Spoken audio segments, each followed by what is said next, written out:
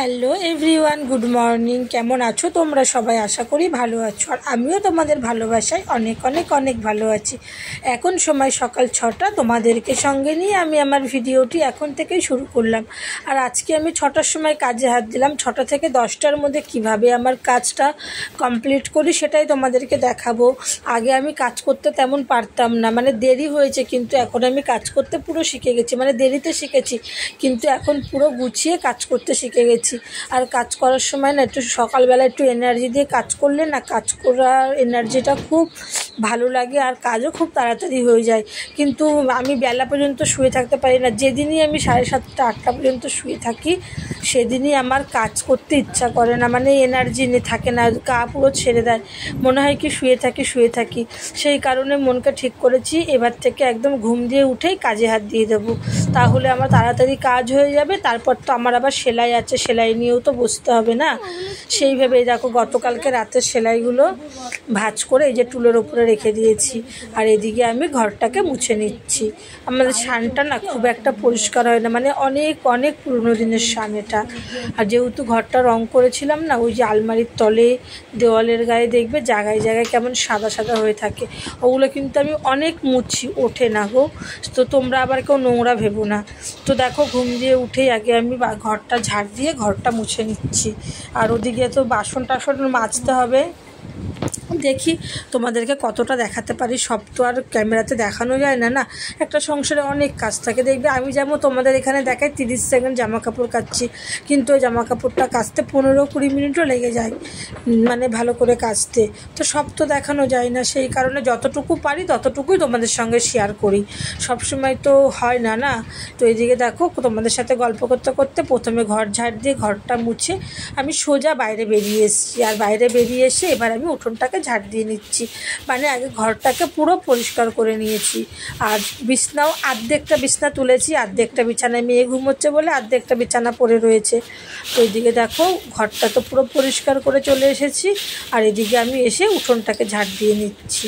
এই যে উঠোনটাকে ঝাড় দিয়ে নিচ্ছি। আর তোমাদেরকে বলেছিলাম ওই পাশে বস্তায় ইট ভরা আছে, ওগুলো তো আমাদের না, ওগুলো আমি পরিষ্কার করতেও পারবো না, বুঝতে পেরেছো? সেই জন্য, না হলে ওই জায়গাটা পরিষ্কার করলে না দেখতে অনেকটাই সুন্দর লাগতো, কিন্তু কিছু করার নেই। লোকের জায়গা যেহেতু আমার হাত দেওয়াটা উচিত হবে না। আর সবথেকে বড় কথা, তারা মানুষও ভালো না, হাত দিলে আবার নানান রকমের কথা শুনতে হবে। সেই কারণে তো এই ইটগুলো এই পাশে পড়ে না, আমার ভীষণ অসুবিধা হয়, কিন্তু কি করব, ওই ইটগুলো হাত দিয়ে দিয়ে সরিয়ে দিই। তো এইদিকে দেখো তোমাদের সাথে গল্প করতে করতে আমার উঠোনও ঝাড় দেওয়া হয়ে এসছে। আর যে কথাটা আমি আমার প্রত্যেকটা ভিডিওতে বলে থাকি, সেই কথাটা তোমাদেরকে আবারও বলছি, তোমরা যারা আমার ভিডিওটি দেখো যদি ভালো লাগে একটা লাইক কমেন্ট করে দিও, আর কমেন্ট করতে কিন্তু ভুলো না। আর হচ্ছে গিয়ে যদি আমার চ্যানেলটি ভালো লেগে থাকে তোমাদের, তাহলে একটা লাইক দিয়ে চ্যানেলটি সাবস্ক্রাইব করে আমার বন্ধু হয়ে থেকো।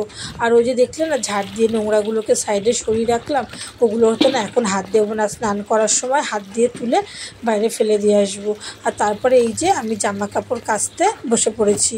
জামা কাপড় বলতে আজকেও খুব বেশি জামা কাপড় কাচবো না, ওই হালকার ওপরে একটু কেচে দিচ্ছি। তার আগে কিছুটা কেচে মেলেও দিয়ে এসেছি।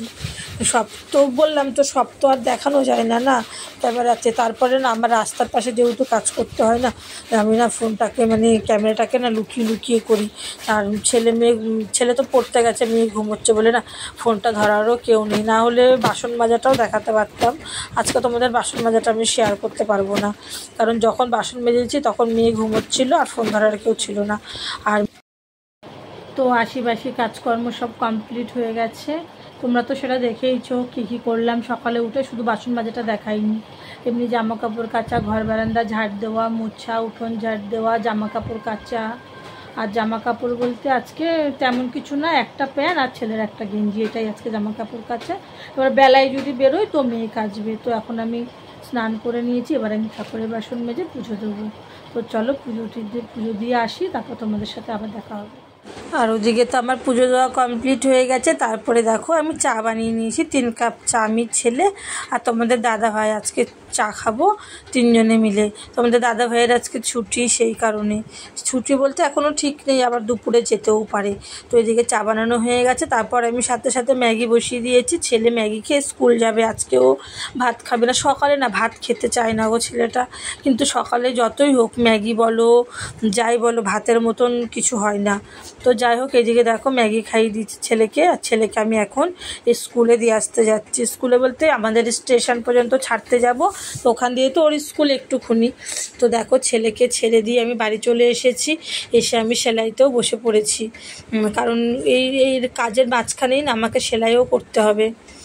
আর ছেলেকে আজকে একটু তাড়াতাড়ি স্কুলে দিয়ে এসেছি। আর ওদিকে যেন আমার রান্নাবান্না সব কমপ্লিট হয়ে গেছে, কিন্তু আমার না আজকে এইবার না সাজানোটা ভুল হয়ে গেছে। মানে ছেলেকে স্কুল দিয়ে আসার আগে আমার রান্নাবান্না হয়ে গেছে।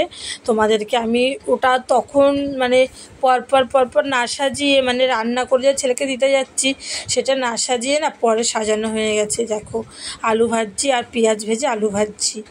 কী রান্না হবে বুঝতে পারছো? বোঝা যাচ্ছে না তো। আলু ছোটো ছোটো করে কাটাই, যে আদা রসুন বাটা আর ডিম ভেজে রেখেছি, হবে ডিমের মামলেট করে ঝোল, মানে ডিম ভেজে ঝোলে দেওয়া হবে। আর আজকে একটু তেল মশলাটা একটু কমই দিয়েছি, মানে গরমও লাগছে, হালকার উপরে দিয়েছি। তো এই দেখো এবার ঢাকনাটা খুলে তোমাদেরকে দেখাচ্ছি। দেখো আলুটা সেদ্ধ হয়ে গেছে, আর এদিকে আমি এবারে ডিম ভাজাগুলো ঝোলের মধ্যে ছেড়ে দেবো একটা একটা করে। এই রান্নাটা কিন্তু ছেলেকে স্কুল দিয়ে আসার আগে আমার কমপ্লিট হয়ে গেছে, কিন্তু আমার সাজানোটা ভুল হয়ে গেছে। আমার মাথাতেই ছিল না যে রান্নাবান্নার আগে আমি মানে ছেলেকে স্কুল দিয়ে আসার আগে যাবো। মানে ওই যে চা বসিয়ে ম্যাগি করেই না আমি রান্না করে নিয়েছি, তখন বাজে 9:30। আজকে আমার 10টার মধ্যেই সমস্ত কাজবাজ হয়ে গেছে। আর সেলাইতে বসেছিলাম, ওটা ছেলেকে স্কুলে ছেড়ে দিয়ে এসে সেলাইতে বসে পড়েছিলাম। তো যাই হোক, একটু দেখে নিও, আজকে ভুল হয়ে গেল, নেক্সট বার আর হবে না। তো এদিকে ডিমের ঝোলটা তো সে হয়ে গেছে। আর এদিকে দেখো আমি আম দিয়ে ডাল করেছিলাম, আর এখানে ভেজেছিলাম ভেন্ডি ভাজা। তো এখন খাওয়া দাওয়া কমপ্লিট করে নিলাম। তো খাওয়া দাওয়া কমপ্লিট হয়ে গেছে। আর আজ এই পর্যন্ত, পরের দিন নতুন ভিডিও নিয়ে আবার তোমাদের সামনে চলে আসবে। সকলেই সুস্থ থেকো, ভালো থেকো, বাই।